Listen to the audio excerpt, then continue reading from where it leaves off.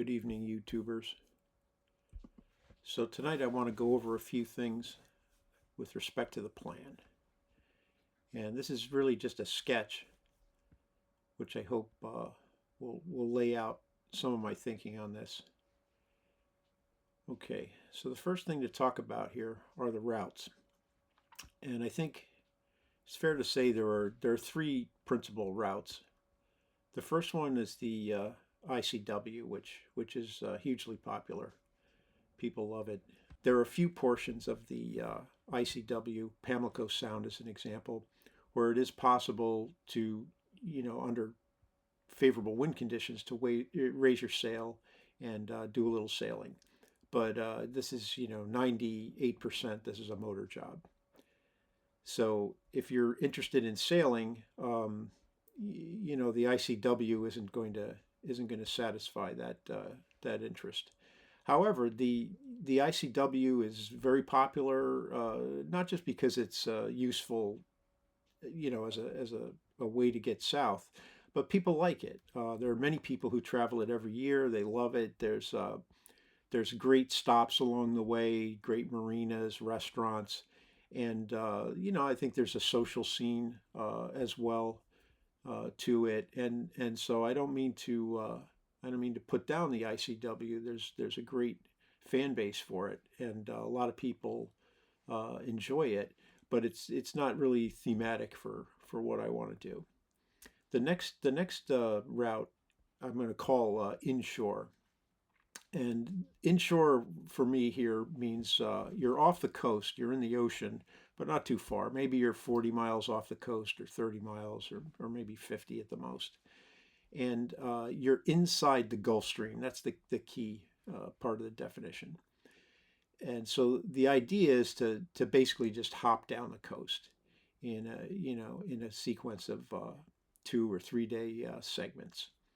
And so, for example, you could round Cape Hatteras from the Chesapeake, staying inside the stream, get to Beaufort, uh, wait in Beaufort for a 2 day window, 3 day window, sail down to Charleston, and so on down the coast, Savannah, St. Mary in Florida, Jacksonville, all that down into the Florida ICW system. So that's a very viable way to go. You can also combine that with the ICW and have a sort of hybrid approach where you're going between ICW inlets. And so you might be going on the ICW proper for several days, and then you see an opportunity to maybe go outside of the ICW off into the near ocean inshore, and go. A motorboat can go easily over 100 miles in a day, and before nightfall, and get into another inlet and save a lot of time and effort going through bridges and all the rest of the rigmarole that you have to go through on the ICW. So a lot of people combine that, particularly the motorboat crowd does that a lot. They're and it's worth noting that as far as language goes, the folks who are on the ICW doing that, they often refer to inside being on the ICW itself, and outside referring, to being on the ocean side, uh, doing the inlet to inlet hop. And for our purposes here, inside and outside really means with respect to the Gulf Stream. Okay, so that's also a very popular route with the big sailboats. I see a lot of cats, big cats with 70, 75-foot masts, and they can't go on the ICW. The limit is, you know, depending on what you read and which bridge, is 65 feet, let's say 64 feet, and the big boats can't. They just can't do it. So they have to do this route or go fully offshore, which is the third item here, the full offshore option, and that entails going out the Chesapeake and across the Gulf Stream, and then once across the Gulf Stream, turn south and head to the Bahamas. And from the Bahamas, we're going to cross over to Florida because our ultimate aim here is to get from Cape Charles, where we're staged, to Port Canaveral in Florida. So we're going to Florida by way of the Bahamas on the offshore route if we can get the right weather window. Okay. Okay, so that's the plan. We're going to take the offshore option, and of course this is contingent on getting an acceptable weather window, and that means a weather window that's going to be roughly 5 days of weather that is going to be conducive to our route, which we will talk about a little later, and get that be able to get that weather window within a reasonable time horizon. So what does that mean? It means that I don't think I want to sit in Cape Charles, nice a town as it is, until the 1st of December, waiting for a weather window. So uh, sometime before that, if we don't see on the projections, the model projections, an emerging weather window coming, we're going to go for Plan B. And Plan B is to get to Beaufort, North Carolina. There's two ways to get there. One is around Hatteras, staying inside the Gulf Stream, and the other is to go on the ICW.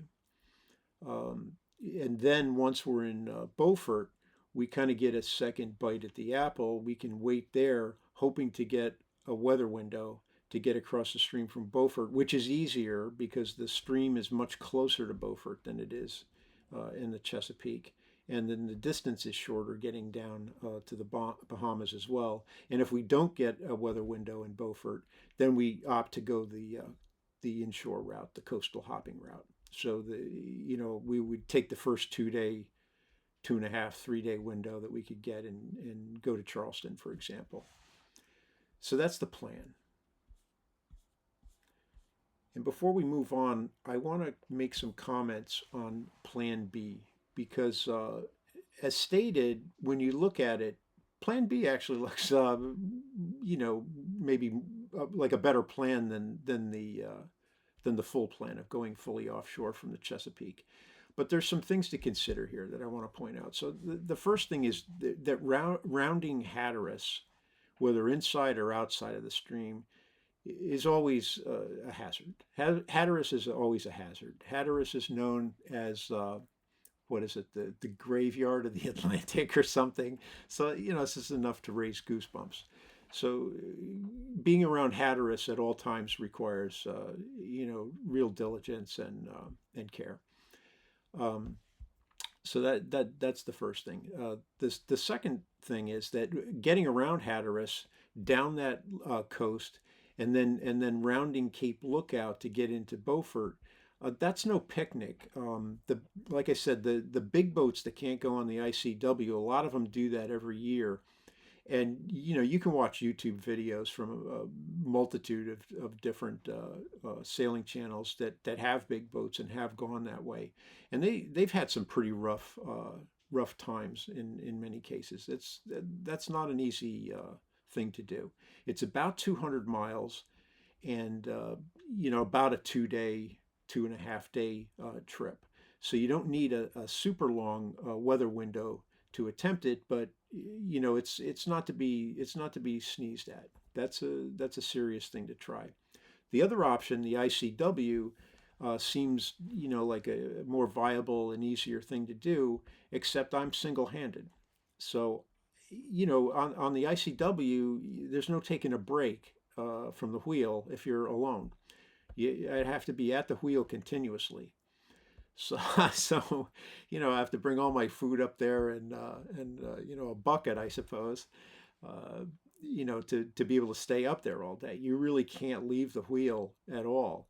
And the options for doing something like pulling out of the main channel, and dropping the anchor for a minute so that you could go, to the bathroom or something.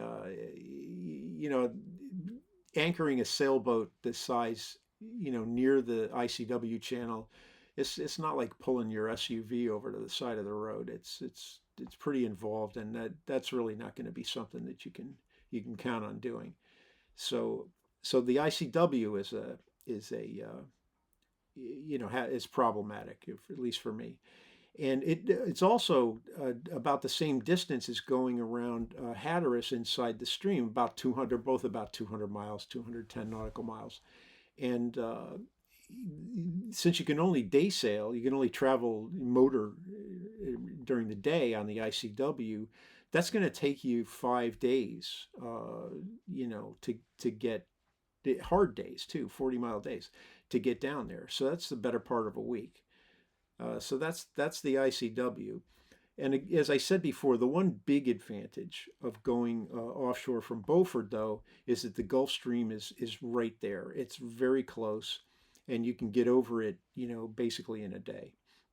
And so that's a huge advantage. Also, when you're over the stream, you're much closer. You're 200, 250 miles closer to the Bahamas, so you have much less ocean ahead of you.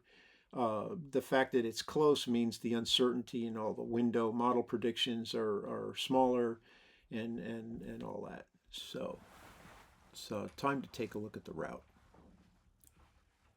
Okay, so we've got the NOAA composite chart up here in OpenCPN, and as you can see, it's a very simple route. We've got 5 points. You can also see, when you have all the points in one view here, the north-south character of the passage. It's we're going to talk about that a little later, but it's a very efficient route to get down to the Bahamas from the Chesapeake. The three interior points I have very imaginatively labeled point X, point Y, and point Z. And so I've zoomed up here so we can take a look at point X, which is where we're going to enter the Gulf Stream, and its relationship to Cape Hatteras, which is on the extreme left. So if we look and measure the distance from Cape Point here out to point X, it's around 15 and a half nautical miles. Let's call it 15 nautical miles.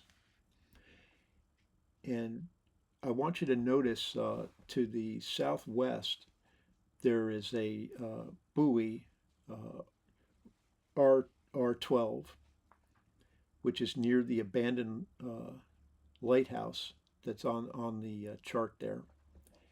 And if you go due west of there, you'll find another buoy, which is N2, which is sort of, guarding the extreme part there of the outer Diamond Shoal. So it's all part of the Diamond Shoal complex, which is that's the main part of the hazard that you want to stay away from. Now, if you're going to come down and turn the corner to go on the inside of the stream, say down to Beaufort, like we were talking about earlier, you would cut between these two buoys. You would come in as close to that N2 buoy as you dared, given the wind and sea state, because where our red is up there is actually the entry point to the stream. So the stream is very, very close to these buoys. The stream is going from southwest to northeast, so it's kind of at nearly a 45-degree angle here. But you can see how close the stream is, and so this gives you a feel for how close you have to get to Diamond Shoals in order to stay inside the stream here. And this is what makes the that inside route tricky. But we're not going to be anywhere near this. We'll be 15 miles away, which isn't a whole lot of distance, but in the big scheme of things here, we're going to be pretty safe, pretty far away when we enter the stream. So that's going to be our entry point, point X. Okay, zooming out a bit, we can see point X and point Y here. and this is our Gulf Stream crossing. As we described just now, Point X is about 15 miles east of Hatteras, clears Diamond Shoals, stays east of buoy R12. We talked about that inside passage and the N2 buoy and all that. That's really not part of our problem here. We'll always be east of R12, and when we're going to cross and then head to Point Y. And our arrival at Point Y will complete the stream crossing phase for us. And so if we measure from X to Y here, it's going to be about 86 nautical miles, and the heading is actually going to be 135, although it's reading 134 here because I put the starting point a little off center. So it's a southeast course, and we're going to go for a distance, of about 86 miles, nautical miles, and that'll get us across the stream and clear us of all the eddy currents that are near the stream and set us up to make our turn south. And next, we're going to take a look at Windy and go over this again to see how these points overlay on top of Windy's current simulator. I've laid out the points as described previously on the chart. So I've got point 1 here at the tip of Hatteras, and we go about 15.2 nautical miles east, and you can see that lines up with the wall of the stream. That's the Gulf Stream. And from point 2 to point 3 is our point X to point Y path. That's about 86 miles long, and that's on roughly 135. Back to the chart. I want to talk about point Z itself, why we're putting it where we have it. The main idea is to keep point Z